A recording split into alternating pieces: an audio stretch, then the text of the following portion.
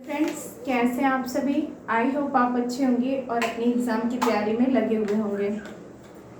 मैं आपको अभी क्लास 5 की ईवीएस करा रही हूँ। पिछले लेक्चर्स में मैंने पार्ट 1 चींटी ने दोस्त को कैसे ढूंढा में हर एक टॉपिक, जितने भी इम्पोर्टेंट टॉपिक थे उनको मैंने वन लाइनर फॉर्म में दिया ताकि आपको कहीं कन्फ्यूज़न ना हो और आप एग्ज़ाम की तैयारी अच्छे से कर सकें।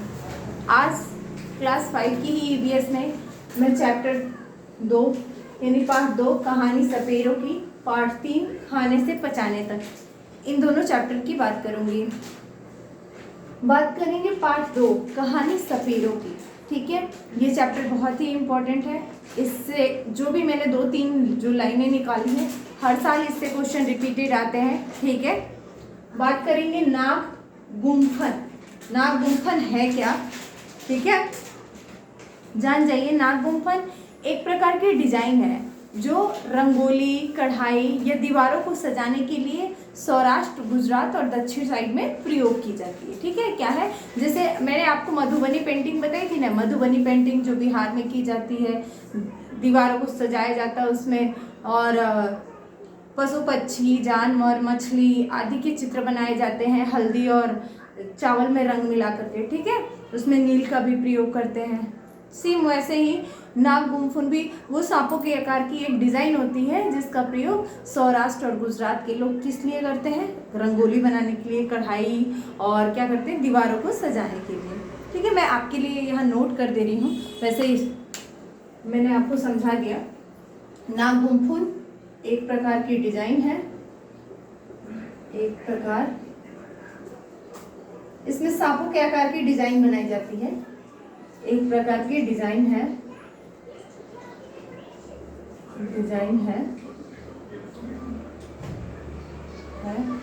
जो कढ़ाई, रंगोली में प्रयोग की जाती है और दीवारों को सजाने के लिए,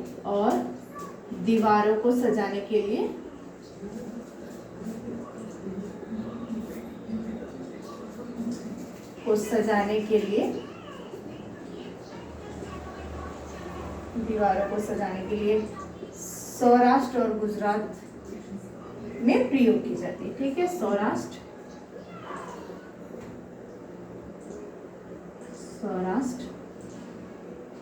गुजरात और दक्षिण साइड में। ठीक है, सौराष्ट्र, गुजरात और दक्षिण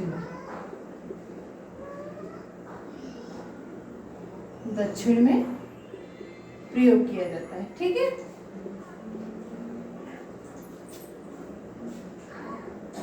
ये तो हुई बात नाग गुम्फन की। ठीक है, नाग गुम्फन एक डिजाइन है जो कढ़ाई, रंगोली में और दीवारों को सजाने के लिए सौराष्ट्र, गुजरात और दक्षिण में प्रयोग करते हैं, यानी दक्षिण के लोग प्रयोग करते हैं। बात करते हैं भारत में सांप कितने प्रकार के पाए जाते हैं। तो भारत में 4 प्रकार के मुख्यतः सांप, जहरीले सांप होते हैं। वैसे तो सांप कई प्रकार के भारत में पाए जाते हैं, लेकिन जो जहरीले सांप होते हैं वो 4 ही प्रकार के होते हैं, नाग, करैत, दुबैया और अफैया। ठीक है, मैंने नोट किया है, नाग, करैत, दुबैया और अफाई। ठीक है, यही 4 प्रकार हैं। आपको ये क्वेश्चन जरूर सीटेट में रिपीटेड रहता है, भारत में सांपों के जहरीले प्रकार हैं। ठीक है, ऑप्शन में एक गड़बड़ कर देगा, या कौन से जहरीले प्रकार नहीं हैं तो कुछ ऑप्शन में एक चेंज कर देगा, बाकी ये 3 दे देगा। और सांपों में केवल 2 ही जहरीले दांत होते हैं जिससे वो मनुष्य को मतलब मनुष्य के अंदर अपने विष को डाल देते हैं अपने दांतों से काट के। लेकिन एक चीज़ ध्यान रखिएगा, जितनी भी सांपों की जो दवाएं आती हैं, जो मतलब सीरम आते हैं सांपों से बचाने के लिए, वो सांपों के विष से ही बनाए जाते हैं। यानी मान लीजिए किसी व्यक्ति को सांप ने काट दिया और जो उसको हॉस्पिटल में जो ट्रीटमेंट दी जाती है और जो सीरम उसकी को लगाया जाता है, जो इंजेक्शन लगाया जाता है, वो भी उस सांप के विष से ही निकाल करके बनाई जाती है। ठीक है, तो ये पॉइंट आप इम्पोर्टेंट है, मैं यहाँ नोट कर दे रही हूँ, आप ध्यान में रखे रहिएगा। सांप काटने पर प्रयोग किया जाने वाला सीरम या जो उसके जहर से बचाता है वो भी उनके विष से ही बनाई जाती है। सांप के काटने पर पर उसके जहर से बचाने वाला, उसके जहर से बचाने वाला सीरम, बचाने वाला सीरम सांप के विष से ही तैयार किया जाता है। ठीक है, सांप के विष से ही तैयार किया जाता है, सांप के विष से ही तैयार किया जाता है। ठीक है,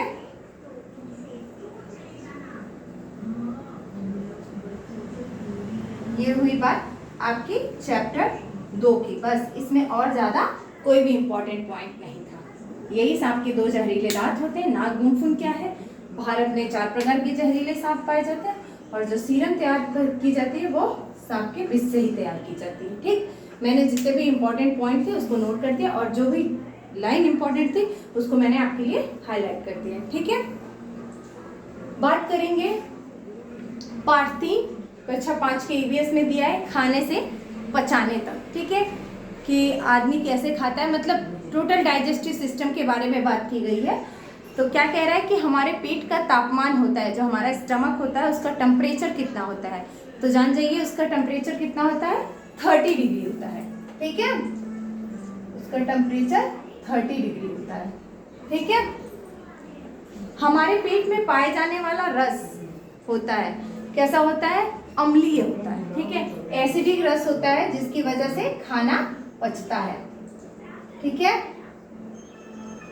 अम्लीय होता है। अलग अलग प्रकार के पाचक रस, अलग अलग प्रकार के एंजाइम पाए जाते हैं जिनका नेचर कैसा होता है, अम्लीय नेचर होता है। ठीक है, सबसे ज्यादा चावल की खेती की जाती है कालाहांडी में। ठीक है, उड़ीसा में एक जगह है कालाहांडी जहाँ सबसे ज्यादा चावल की खेती की जाती है। इस चैप्टर में इसी सब के बारे में बात की गई है। सबसे ज्यादा चावल की खेती कालाहांडी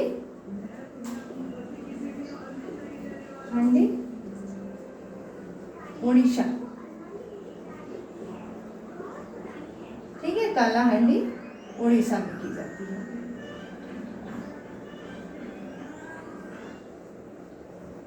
अगला जो पॉइंट कहता है वो क्या कहता है, अंत्रेयपुरम टाउन है, तो ये कहाँ पे है, आंध्र प्रदेश में है।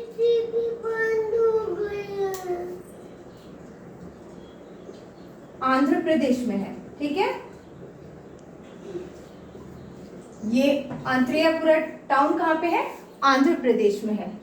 बात करेंगे हम फूड आइटम और इन द स्टमक। मैंने अलग अलग आपको देखिए एक चार्ट के फॉर्म में बना दिया है।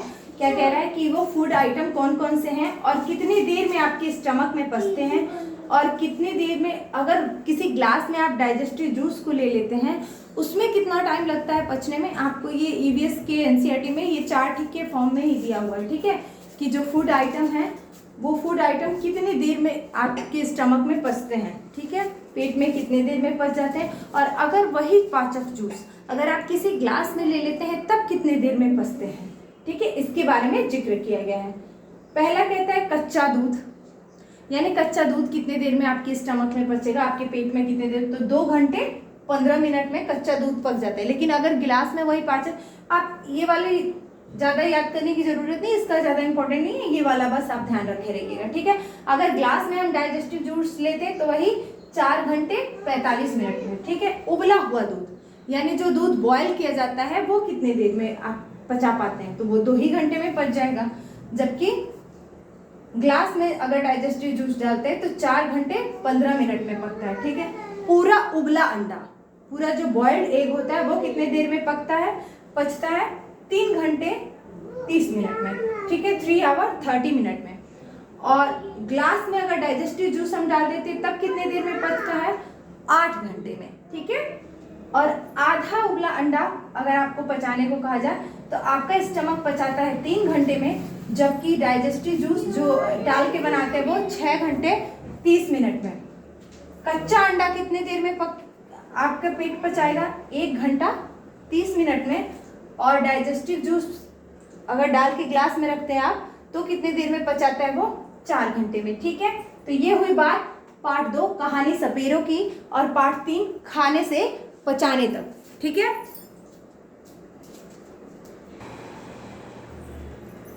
अभी तक बात की थी मैंने पार्ट 3 तक की। ठीक है, पार्ट दूसरा था हमारा कहानी सपेरों की, जिसमें नाग गुम्फुन था। ठीक है, नाग गुम्फुन एक डिज़ाइन है जो कि की जाती है दीवारों को सजाने के लिए और कढ़ाई में। ठीक है, और रंगोली में सौराष्ट्र और गुजरात के लोगों के द्वारा। सांप 4 प्रकार के होते हैं, मैंने बताया, नाग, करैत, दुवैया और अफाई। सांप के 2 विषैले दांत होते हैं।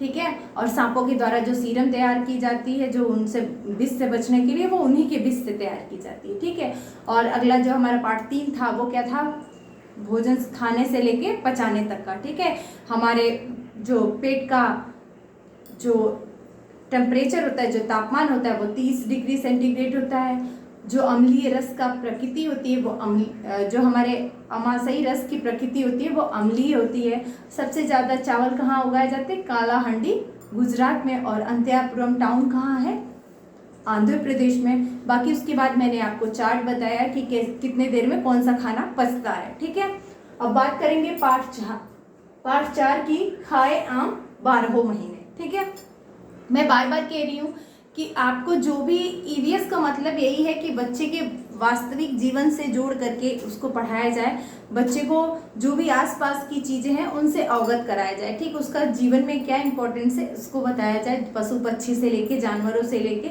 हर एक चीज़ की वैल्यू। ठीक है, यही कहता है ईवीएस। तो पार्ट 4 खाएं आम 12 महीने, इसमें क्या कह रहा है कि जो कांच के बर्तन होते हैं या फिर जो डब्बे होते हैं उनको धूप में क्यों सुखाते हैं, ये क्वेश्चन आपसे बार बार पूछा जाता है सीटेट में। इसलिए सुखाते हैं ताकि धूप से क्या हो, उसकी नमी दूर हो जाए और अचार खराब ना हो। ठीक है, इसीलिए उसको डब्बे में भरने से पहले उस डब्बे को बहुत अच्छे तरीके से, आप देखते होंगे घरों में जब आम का सीजन आता है गर्मी में और अचार बनाए जाते हैं, तो जितने भी कांच के डब्बे होते हैं जिनमें अचार हमें भरना होता है, ठीक है, उससे पहले उस डब्बे को बहुत अच्छे तरीके से धूप में सुखा लेते हैं, जिससे उसमें क्या हो, मॉइस्चर या नमी दूर हो जाए और अचार खराब ना हो। इसीलिए इस चैप्टर का नाम है खाए आम 12 महीने। ठीक है, मैं नोट कर दे रही हूँ आपको पॉइंट। कांच के डिब्बे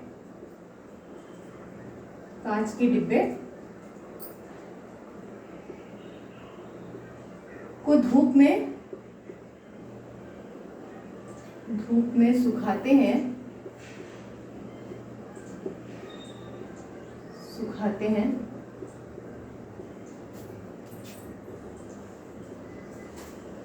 ताकि उसकी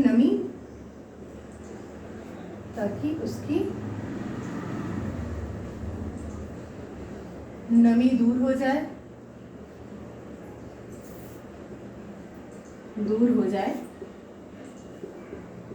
और अचार खराब ना हो। ठीक है, इसीलिए हम उसे धूप में सुखाते हैं और अचार खराब ना हो, क्योंकि धूप में जब सूखा रहेगा तो उसमें मॉइस्चर रहेगी नहीं।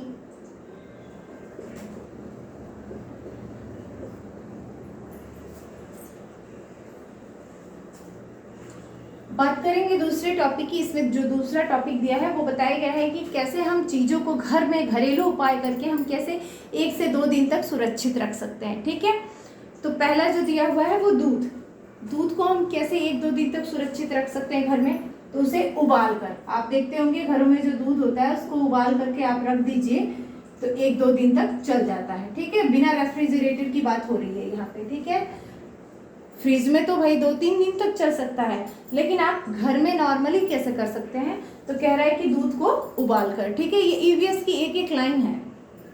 पके चावल, यदि चावल पका हुआ है तब कैसे करेंगे, तो उसको क्या कर देंगे, कटोरी में रख के, और दूसरी कटोरी जो होगी वो नीचे वो पानी से भर के रख देंगे। मान लीजिए एक कटोरी में हमने चावल रखा और नीचे कोई उससे बड़ा बर्तन ले लिया, उसमें पानी भर के रख के और उस कटोरी को उसके ऊपर रख दिया, तो इससे पका हुआ चावल भी 1-2 दिन तक सुरक्षित रख सकता है और आप उसका यूज कर सकते हैं। ठीक है, पके चावल कटोरी में रखकर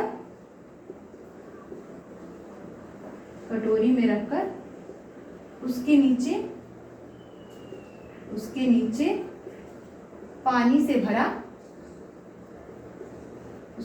पानी से भरा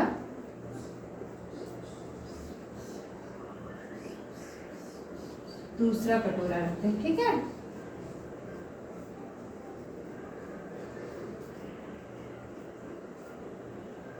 दूसरा कटोरा रखते हैं।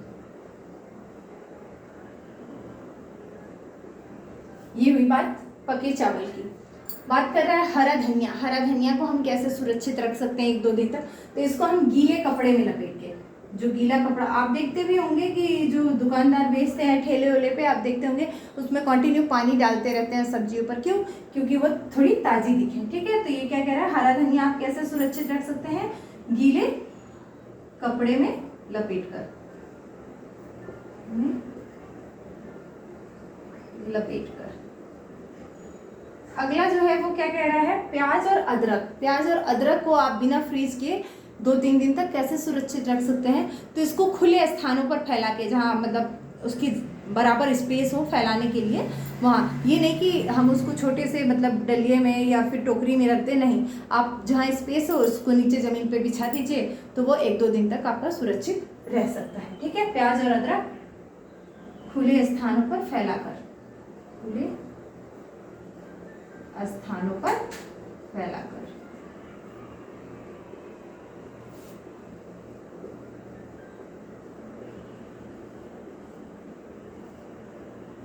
ठीक है। एक चीज ध्यान दीजिएगा, जो मैंने अभी आपको नाक गुमफुन बात की, तो जो सांप होते हैं, जो सपेरे होते हैं, उनको क्या कहते हैं? कालबेलिया कहते हैं। ये पॉइंट ध्यान में रखे रहिएगा। सांपों को हम, सपेरों को हम क्या कहते हैं? कालबेलिया कहते हैं। ईवीएस में ये लाइन नोट की गई है, ठीक है। तो ये हुई बात खाएं आम 12 महीने पार्ट 4 की। इस लेक्चर में मैंने आपको पार्ट 3, पार्ट 2, पार्ट 3, पार्ट 4 के बारे में विस्तृत रूप से डिस्क्रिप्शन आपको दे दिया, ताकि आपको कहीं पे भी कोई कंफ्यूजन ना हो। और इससे बाहर आप इतना निश्चिंत रहिए, इससे बाहर क्वेश्चंस नहीं आएंगे, क्योंकि जो भी आपको मटेरियल प्रोवाइड किया जा रहा है वो एकदम ईवीएस का निचोड़, एकदम एनसीईआरटी की बुक का निचोड़ है, जिससे हर साल रिपीटेड क्वेश्चन रहते हैं, ठीक है। और बाकी और कोई भी लाइन ऐसी इंपॉर्टेंट नहीं है जिससे क्वेश्चन बन सके।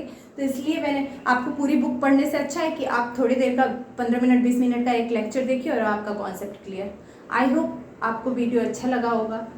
अगर आपको वीडियो अच्छा लगा तो मेरी वीडियो को लाइक करें और मेरे चैनल को सब्सक्राइब करें। Thank you for watching. Next video में ऐसे ही हम क्लास 5 के चैप्टर नंबर 5, 6, 7 की बात करेंगे, जिससे सारा आपका सिलेबस एक एक करके कवर हो जाए। Thank you.